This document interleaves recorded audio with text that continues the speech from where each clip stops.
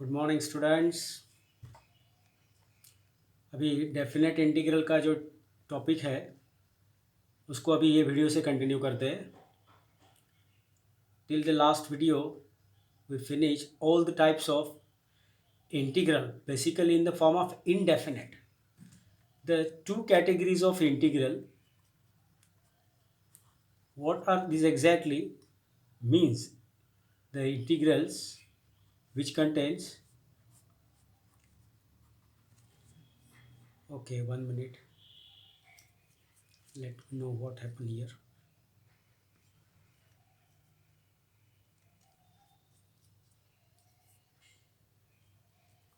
Integrals which is indefinite and definite. For example, see, you can find the area of rectangle in a coordinate plane.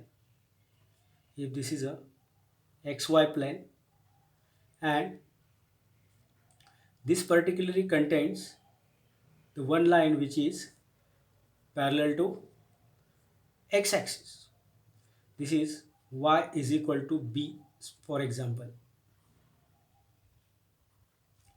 If this b is constant throughout whatever is the coordinates of x-axis of this point on the line, the y coordinate always remains constant.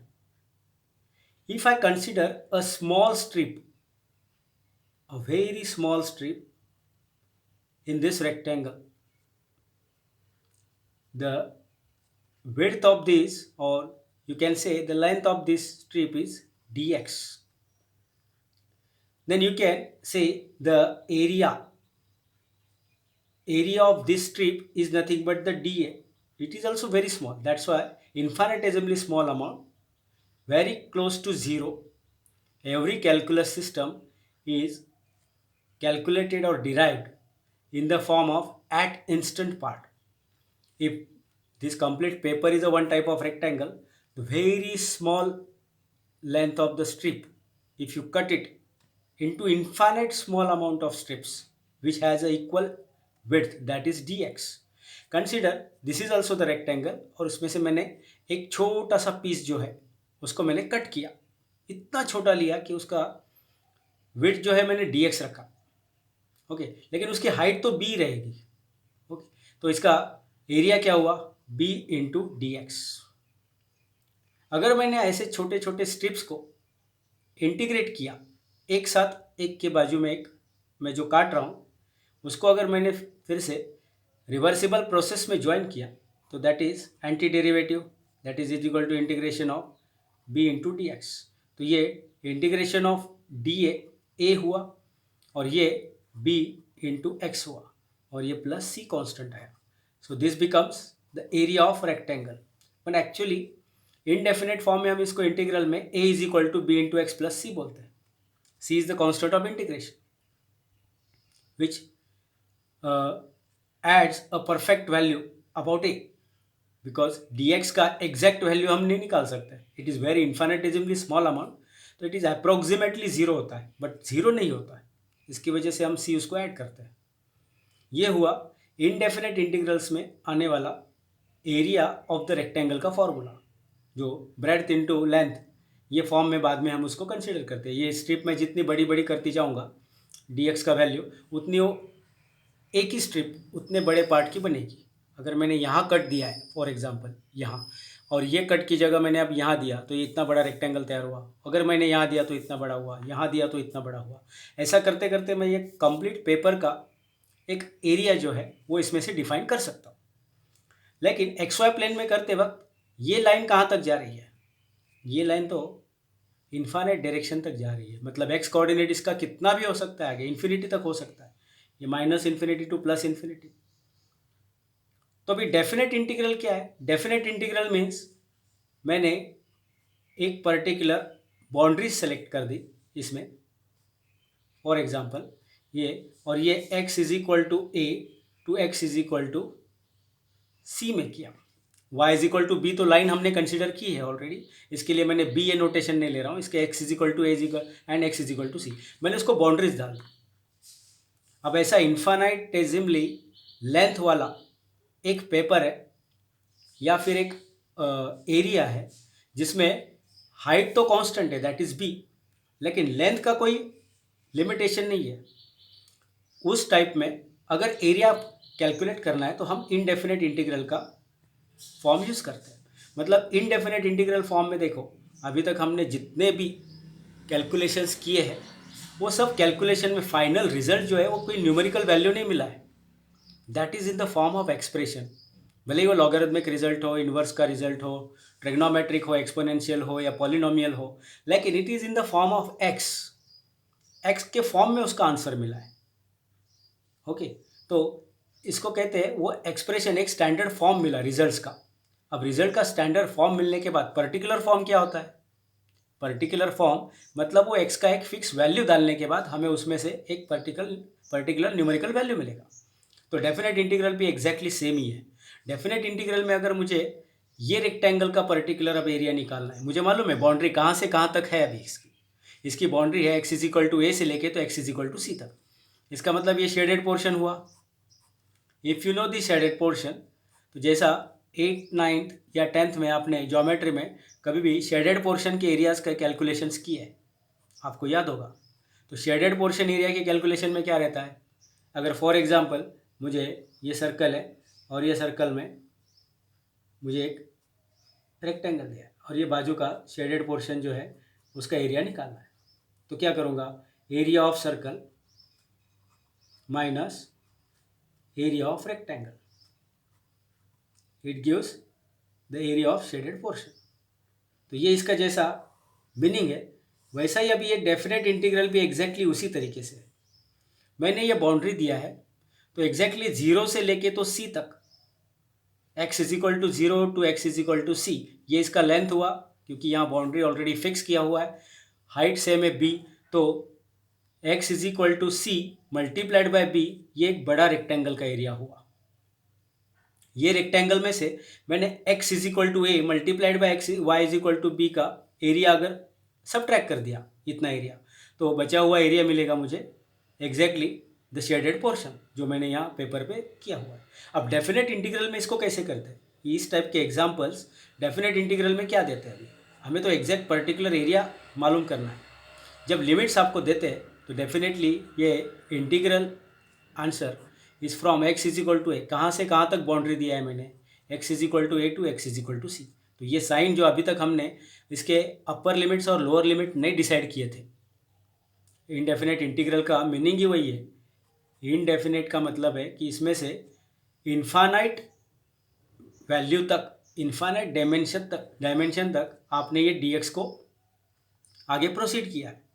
एक छोटे strip के ऊपर dx इतना width लेके आपने जो calculate किया है वही आप dx का वैल्यू इतना बड़ा रख के भी कैलकुलेट कर सकते हैं। इसका मीनिंग ये इनडेफिनेट इंटीग्रल हुआ। लेकिन डेफिनेट इंटीग्रल क्या है कि इसमें से अगर मुझे पर्टिकुलर वैल्यू ही मालूम करना है, फॉर एग्जांपल अभी ये कर्व देखो, अगर if this is the curve of PV diagram, I hope आपने थर्मोडायनेमिक्स में ये किया होगा प्रेशर वर्सेस वॉल्यूम का। तो ये ग्राफ इस तरीके से आता है, ओके, इस तरीके से उतरता है। तो अब ये इस तरीके से उतरता है, तो मैंने अगर यहाँ बाउंड्रीज दे दिया तो this boundaries are becomes V1 and V2। Volume V1 और volume V2, definitely pressure and volume एक दूसरे के अपोजिट है इनवर्स प्रोपोर्शन में। तो वॉल्यूम जितना कम है उतना प्रेशर ज़्यादा है एट कांस्टेंट टेम्परेचर, और मैंने वॉल्यूम अब बढ़ा दिया उसको और तो प्रेशर रिड्यूस हो गया। तो ये क्या दे रहा है? ये एरिया अंडर दिस कर्व अगर आपने उसको इंटीग्रेट किया प्रेशर इनटू वॉल्यूम के फॉर्म में, तो वॉल्यूम का एक छोटा सा स्ट्रिप आपने कंसीडर किया अभी, तो इसका integration P multiplied by dV, ये हमें वर्क डन देगा। ओके, एक्चुअली ये वर्क डन लिखते नहीं हम इंडेफिनेट में, ये कब लिखेंगे? ये वर्क डन हम जब उसको V1 to V2 P into dV में इंटीग्रेट करेंगे। मतलब ये वॉल्यूम 1 हमें मालूम है एट प्रेशर P1, ये वॉल्यूम V2 मालूम है एट प्रेशर P2, लेकिन कांस्टेंट टेम्परेचर पे हमने P1 और P2 दोनों को रिड्यूस कर दिया, तो ये वैल्यू P1 V1 और P2 V2 में ट्रांसफ़र हो गई, बराबर। तो इसमें अगर मैंने प्रेशर कांस्टेंट रखा तो डेफिनेटली V1 माइनस V2 से जो मिलने वाला है वो एरिया इटसेल्फ वर्क डन हुआ। तो वैसे यहाँ है ये रेक्टेंगुलर स्ट्रिप में फ्रॉम A टू C ये बाउंड्रीज में अगर मैंने अभी फिर से इसको इंटीग्रेट किया B इंटू डी एक्स, क्योंकि स्ट्रिप का एरिया तो वही रहेगा, ये स्मॉल स्ट्रिप का एरिया भी B इंटू डी एक्स है और ये बड़े स्ट्रिप का भी इंटीग्रेट करते वक्त area B into d x है, क्योंकि इसमें मैंने अभी स्मॉल स्ट्रिप कंसीडर की है पहले। अब ये कंसिडरेशन में मुझे मालूम है ये स्टार्ट कहाँ से हुई और एंड कहाँ हुई। तो ये start x is equal to A से हुई और end x is equal to C पे हुई। इसका मतलब इसका b into X D X का integration with respect to D X कर रहे हैं, b कांस्टेंट है क्योंकि स्ट्रिप का हाइट जो है वो फिक्स है। तो इसको हम ये फॉर्म में फ्रॉम a टू c लिखेंगे। अब क्या करना है, ये b तो कांस्टेंट ही है। अब x का value actually x is equal to C minus X is equal to A, इसमें से हम ये करेंगे तो रहते b into C minus A. तो ये अभी जो एरिया मिलेगा this is the actual area that we want to calculate from the boundaries x is equal to A to x is equal to C. तो ये इसका मीनिंग है। तो डेफिनेशन देख लो डेफिनेट इंटीग्रल की कि if f of x is integrable function, f of x is integrable function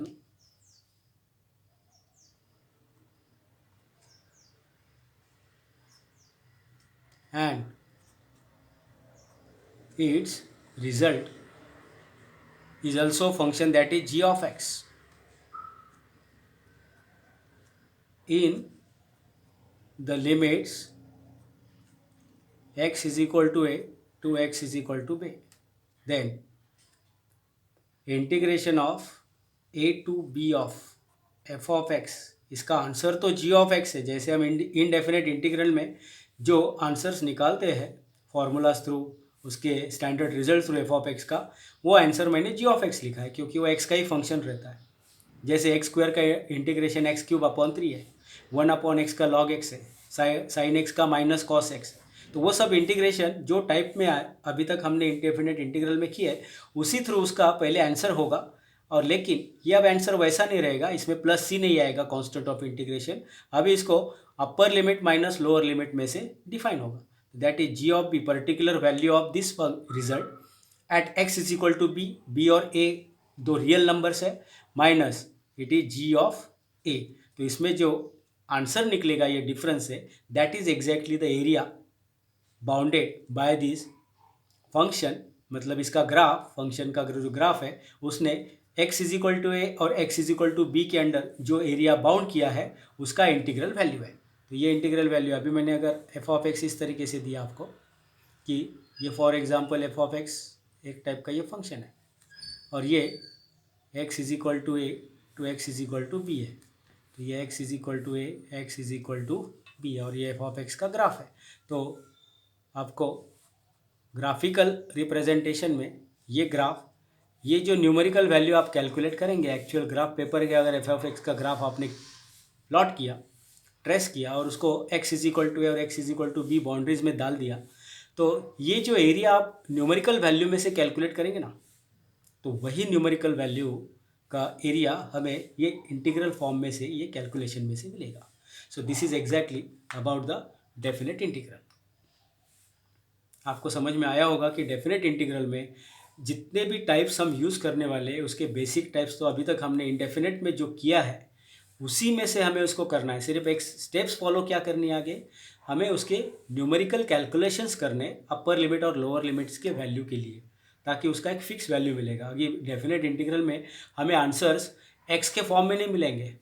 जैसे sine X का integration minus cos X plus C हमने लिखा है, लेकिन यहाँ अगर x के बाउंड्रीज आपको दिए हुए इन द फॉर्म ऑफ एंगल्स, क्योंकि साइन में x ये एंगल है तो ये बाउंड्रीज भी एंगल में रहेंगे। इन्वर्स में x ये एक रेंज है -1 to 1, तो उसमें से ये एंगल रहेगा। लॉग में भी लॉग के जो डोमेन है जिसमें लॉग डिफाइन होता है उसमें की वैल्यूज़ रहेंगी और ये वैल्यूज़ डालने के बाद जो पर्टिकुलर नंबर मिलेगा that number is the exactly result of this definite integral. मतलब इसका एक पहला पार्ट तो हमें इनडेफिनेट इंटीग्रल जैसा ही सॉल्व करना है, आगे ये बाउंड्रीज के लिए हमें उसके कैलकुलेशंस करके उसकी न्यूमेरिकल वैल्यू निकालनी है। आपको समझ में आया होगा। अगर नहीं आया तो मुझे पूछो, in the form of personal WhatsApp करो या फिर कॉल करो, और आगे के लेक्चर्स के लिए फिर रेडी हो जाओ। Okay, thank you.